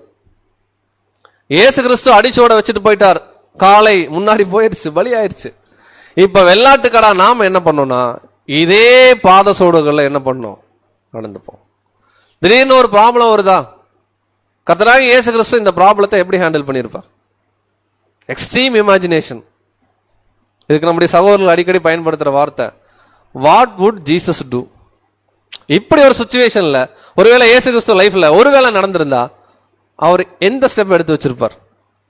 அதே ஸ்டெப்பை நம்ம என்ன பண்ணணும்? எடுத்து வைக்கணும்.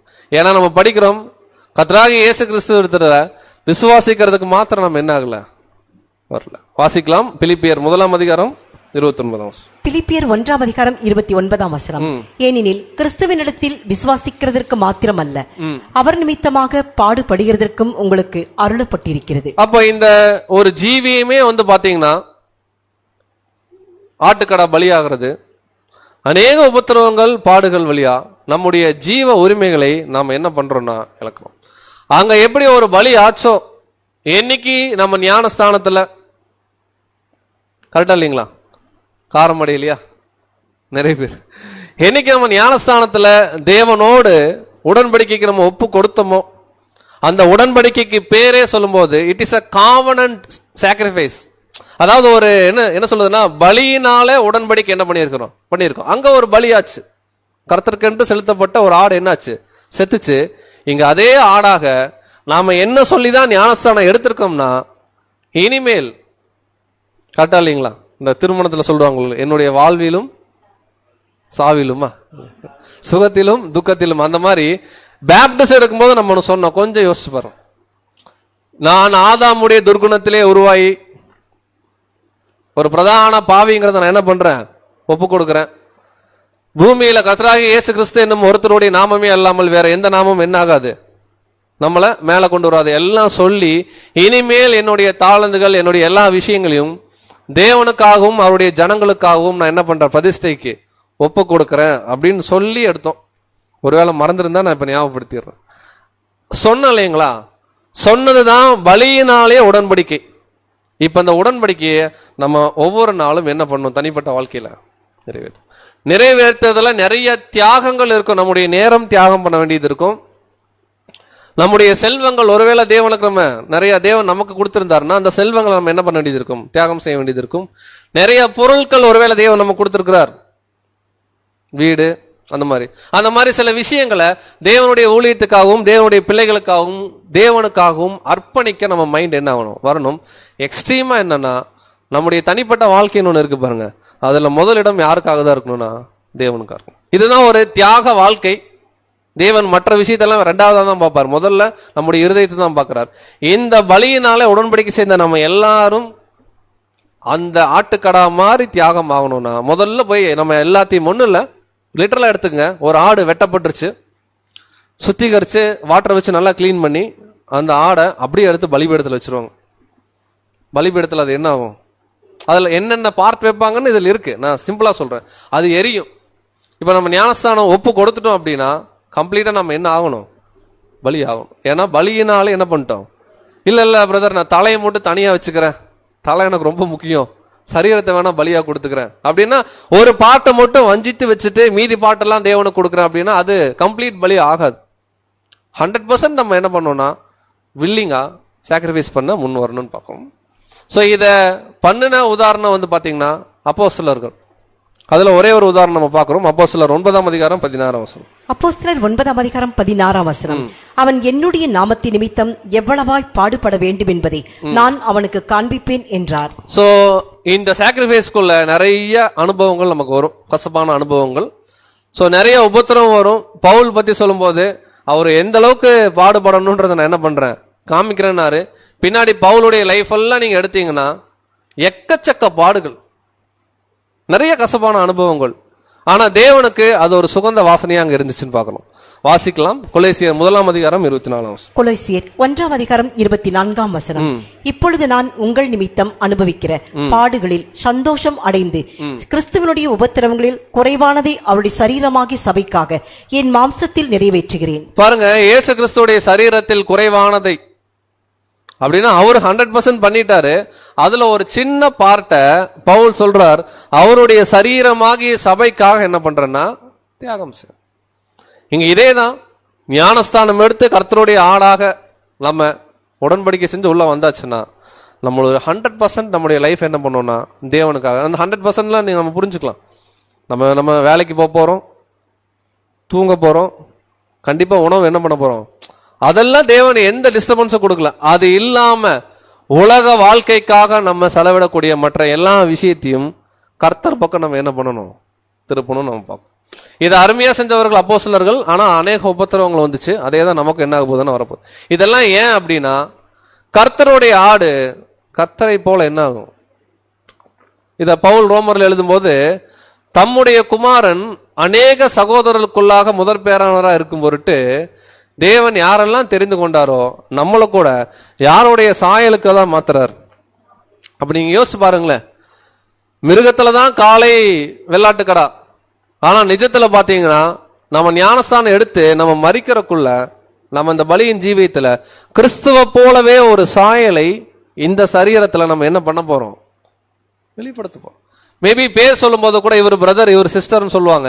ஆனா அவங்களுடைய குணலட்சணங்கள் கர்த்தராகிய இயேசு கிறிஸ்துவுடைய சாயலுக்கு ஒப்பாக அவங்கனால எவ்வளவு முடியுதோ அந்த ரேஞ்ச் அவங்க என்ன பண்ணுவாங்கன்னா அட்டைன் பண்ணுவாங்க. தேவன் அவருடைய கிருபையை போட்டு ஒருவேளை அவங்க சபை வகுப்பாரா தேவன் தெரிந்து கொள்றாருன்னா அந்த மகிமையை கண்டிப்பா நமக்கு என்ன பண்ணுவார், கொடுப்பாரு. நம்ம பாக்குறோம். சோ இவங்களதான் ரெவலேஷன்ல பாக்குறோம். இவர்கள் கற்புள்ளவர்கள், ஆட்டுக்குட்டியானவர் எங்கே போனாலும் என்ன பண்ணுவாங்க, இல்ல பாடுகள் வந்தா நான் இனிமேல் வரமாட்டேன் அப்படின்னு சொல்ல போறது இல்ல. பாடுகள் வந்தாலும் பாடுள்ள பாதையில் என்ன பண்ணுவாங்க, போவாங்க. சோ ஆட்டுக்குட்டியானவர் எங்கே சென்றாலும் அவரை பின்பற்றக்கூடியவர்கள் இவர்களே. இந்த 1,40,000 பேர் என்று சொல்லக்கூடிய கர்த்தருடைய ஆடுதான் பூமியிலிருந்து தேவன் என்ன பண்றாருன்னா தெரிந்து கொள்றார். சோ இந்த 2 பலி இருக்கு இல்லைங்களா, விசேஷமா இளம் காலை வெள்ளாட்டுக்கடா கர்த்தருடைய ஆடு. இந்த 2 பலியிலும் இயேசு கிறிஸ்துவுடைய பங்கு இருக்கு, அதுல எந்த மாற்று கருத்து இல்லை. அதுல விசேஷமா அந்த வெள்ளாட்டு கடால ஒரு பார்ட்டை யாருக்கு தேவன் கிருபையா கொடுக்கிறாருன்னா சபைக்கு.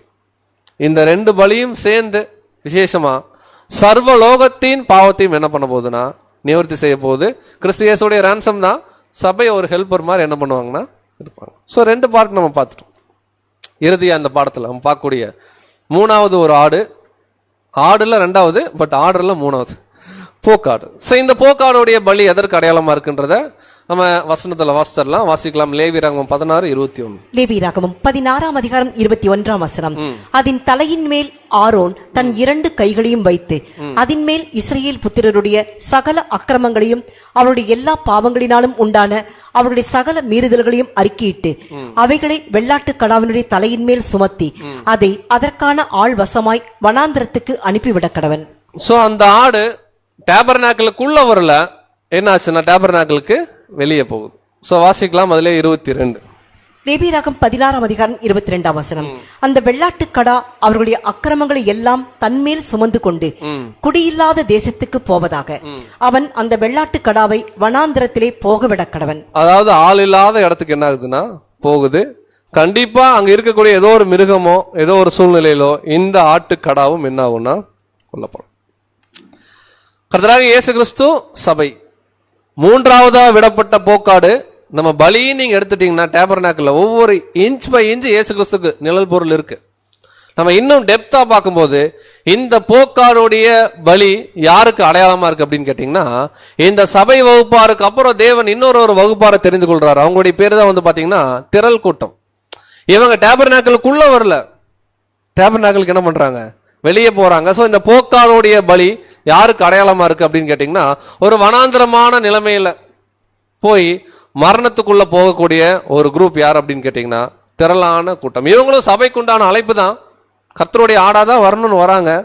ஆனா சீட்டு இவங்களுக்கு என்ன ஆகல அப்படின்னா, சீட்டு விழுகலைன்னா என்ன அர்த்தம் அப்படின்னு கேட்டீங்கன்னா, தேவனுடைய செலெக்ஷனுக்குள்ள இவங்க உள்ள வர்றாங்க, பட் அதற்கேற்ப கிரியை இவங்களுக்குள்ள என்ன ஆகணும்னா இல்ல. இவங்க என்ன ஆகுறாங்கன்னா போக்காடாக விடப்படுறாங்க. சோ அது எப்படி நம்ம பாக்குறோம்னா, அந்த 4 நிலங்கள்ல கூட பார்ப்போம், விதை விழுகுது. இந்த திரள் கூட்டம் ஏன் திரள் கூட்டமா மாறுறாங்க அப்படின்னு கேட்டீங்கன்னா, இவங்களுடைய சுபாவம், இவங்களும் கர்த்தருக்குள்ள வேரூன்றி வரணும்னு ஆசைதான். ஆனா சின்ன சின்ன சிற்றின்பங்கள், உலக ஆசைகள் இவங்களை போட்டு என்ன ஆகும்னு கேட்டீங்கன்னா நெருக்கும். அந்த அளவுக்கு இயேசு கிறிஸ்து சபை அவங்க செய்யக்கூடிய தியாகத்துக்கு இவங்கனால என்ன பண்ண முடியாதுன்னா காம்படிட் பண்ண முடியல. அதான் விஷயம். வாசிக்கலாம் மத்தேயு 13ஆம் அதிகாரம் 7ஆம் வசனம். மத்தேயு 13ஆம் அதிகாரம் 7ஆம் வசனம். சில விதை முள்ளுள்ள இடங்களில் விழுந்தது, முள் வளர்ந்து அதை நெருக்கி போட்டது. சோ முள் வளர்ந்து நமக்கு தெரியும், விதையில ஏதாவது பிரச்சனை இருக்கா? இல்ல, முள் வளர விட்டது பிரச்சனை. விதை என்ன ஆகுதுன்னா அப்படின்னா ஞானஸ்தானம் எடுக்கிற வகுப்பார் தான் இவங்களும். பட் இவங்க என்ன பண்ணுவாங்கன்னா நிறைய பல பிரச்சனை என்ன பண்ணுவாங்க ஆல்ரெடி மைண்ட்ல. கரெக்டா இல்லைங்களா? அப்போ உலக கவலை வரும்போது சத்தியத்துக்கு உண்டான ப்ரையாரிட்டி அங்க என்ன ஆகும்னா மிஸ் ஆகும். தேவனுக்கு உண்டான முக்கியத்துவம் என்ன ஆகும்னா அங்க கட் ஆகும். இந்த உலகத்துல இருக்கிற பிரச்சனை புரியுற மாதிரி சொல்லணும்னா, ஸ்கூல் ஃபீஸ் கட்டணும். எல்லாரும் ஸ்கூல் ஃபீஸ் கட்டலீங்கன்னா யாரும் வந்து சீட்டு தர மாட்டாங்க. சொல்றேன், ஸ்கூல் ஃபீஸ் கட்டி தான் ஆகணும். பட் இதற்குண்டான கவலை நம்மளை போட்டு என்ன ஆகும் தெரியுங்களா, அப்படியே போட்டு அமுக்கலையும். அதை தான் சொல்ல வர. பல பிரச்சனை இருக்கும். அந்த இஎம்ஐ கட்டணும், இந்த இஎம்ஐ கட்டணும், இந்த லோன் அடைக்கணும், அதை பார்க்கணும், இதை பார்க்கணும். உலகத்துல நிறைய அப்படி ஜாம் ஆயிருப்பாங்க இல்லைங்களா. அவங்கனால ஃப்ரீயா இந்த ஓட்டத்துல என்ன பண்ண முடியாது. ஏன்னா இதெல்லாம் க்ளோஸ் ஆனாதான் சாக்ரிஃபைஸ்ங்கிற ஒரு பாயிண்டே வரும். சாக்ரிஃபைஸ் யார் பண்றாங்களோ அவங்க தான் சர்ச் கிளாஸ். இந்த கடன் எல்லாம் அடைக்கிறதுக்கு ஒரு நெருக்கம் இருக்கும் பாருங்க. நான் கடன் சொல்றது ஒரு உதாரணம். சில பேருக்கு வந்து பாத்தீங்கன்னா சின்ன சின்ன சிற்றின்பங்கள் சத்தியத்தை விட அதுதான் ரொம்ப முக்கியமா இருக்கும். அந்த மாதிரி விஷயங்கள் நெருக்கும் போது அவங்களால சரி வர என்ன பண்ண முடியாதுன்னா வளர முடியாது, பலன் என்ன பண்ண முடியாதுன்னா தர முடியாது. ஆனா தேவன் சொல்லிட்டார், இந்த மாதிரி சிற்றின்பங்களை முதல்ல நீங்க என்ன பண்ணக்கூடாது. ஃபர்ஸ்ட் நம்ம தேட வேண்டியது என்னன்னா, முதலாவது தேவனுடைய ராஜ்யத்தையும் அவருடைய நீதியும். சோ இந்த ப்ராசஸ் திரள் கூட்டத்துடைய வாழ்க்கையில முழுவதுமாக என்ன ஆகாதுன்னா விசுவாசமா இருக்காது.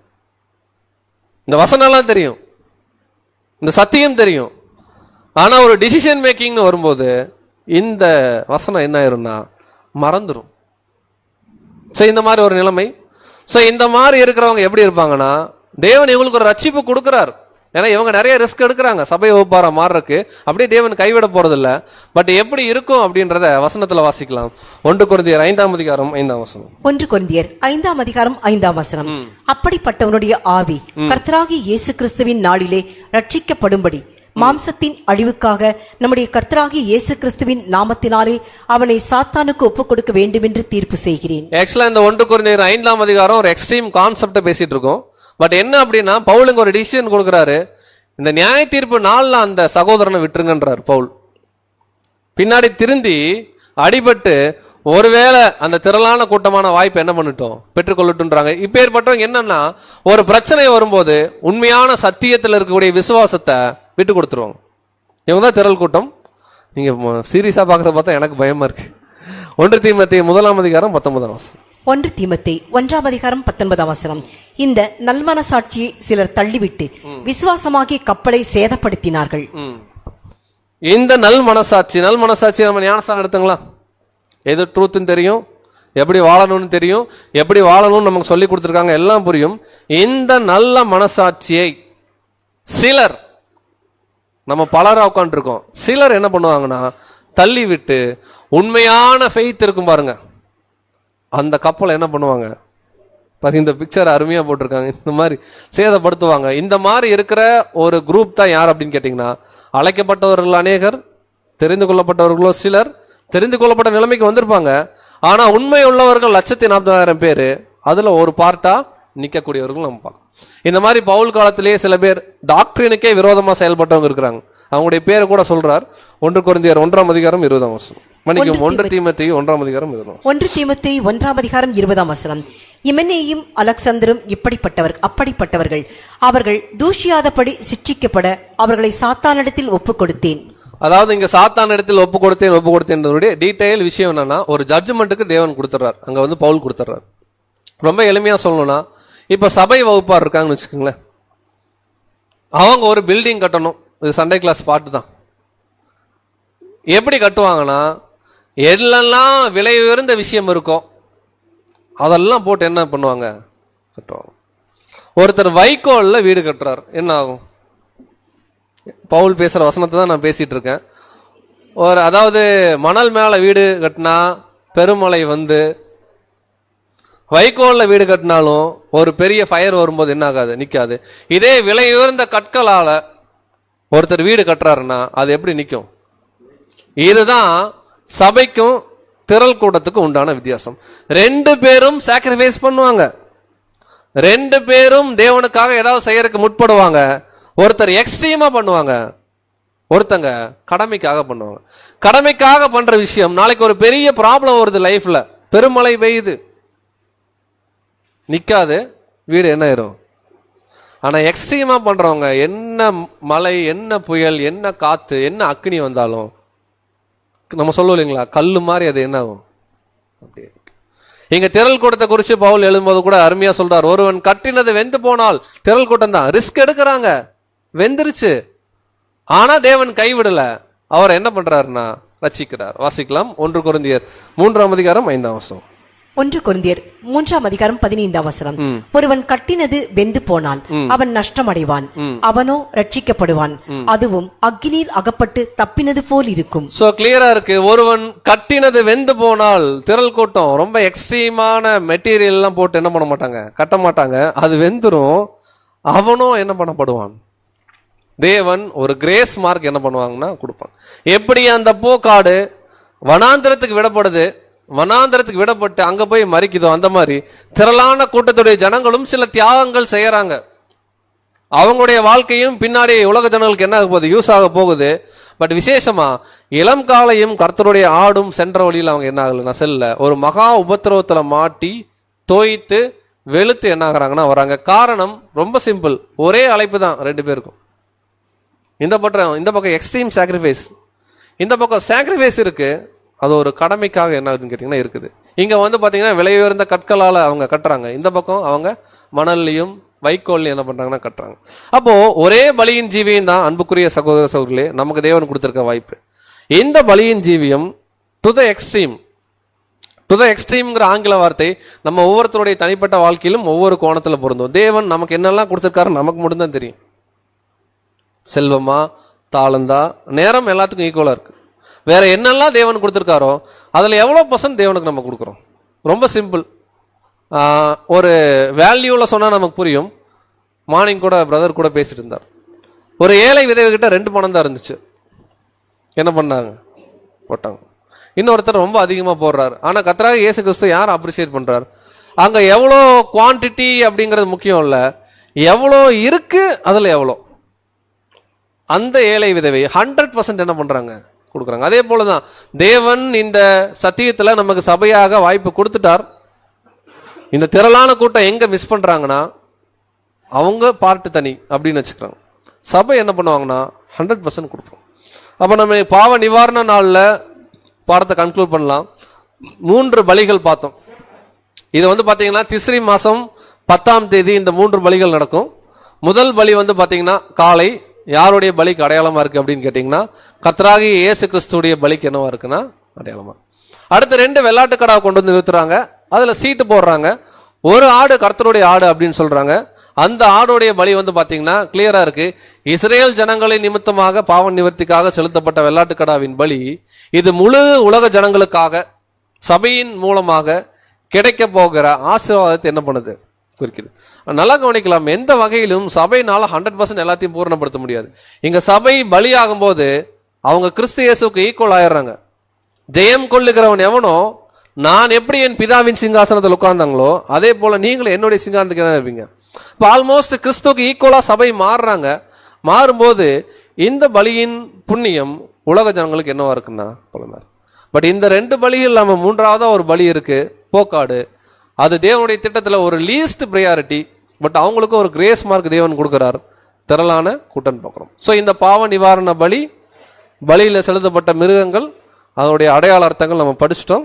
நமக்கு இந்த பாடத்துல என்ன ஒரு கிளியர் அண்டர்ஸ்டாண்டிங்னா, எப்படி காலை பலியாச்சோ, எப்படி இயேசு கிறிஸ்து ஞானஸ்தானத்துக்கு அப்புறம் அவர் வாழ்க்கை இருந்துச்சோ அதே மாதிரி நம்ம ஞானஸ்தானம் எடுத்துட்டோம். ஒரு எக்ஸ்ட்ரீம் லெவல்ல நம்முடைய ஸ்பிரிச்சுவல் லைஃப் என்ன பண்ணோம். இல்ல பிரதர் நான் சரியா நடக்காததுக்கு பாருங்க அந்த சிஸ்டர் தான் காரணம், அந்த பிரதர் தான் காரணம், ஒருபோதும் நம்ம என்ன பண்ண முடியாது. நமக்கு ரூட் கிளியர், பைபிள் புரியுது, படிச்சா புரியுது, நிறைய விஷயங்கள் தேவன் நமக்கு சொல்லி கொடுக்குறார். ஒரே வேலை என்னன்னா கண்ணை மூடிட்டு நம்ம தியாக வாழ்க்கை என்ன பண்ணோம்னா தொடர்ந்து 100% நம்மளால முடிஞ்ச அளவுக்கு தேவனுக்காக செய்யும்போது கண்டிப்பா அந்த மேலான வாய்ப்பை தேவன் கொடுப்பார் அப்படிங்கிற ஒரு நிச்சயத்தோடு இந்த பாடத்தை நம்ம முடிக்கலாம். பொறுமையோடு கேட்டவங்கள் அனைவரையும் தேவன் தாமே ஆசீர்வதிப்பாராக. ஆமென்.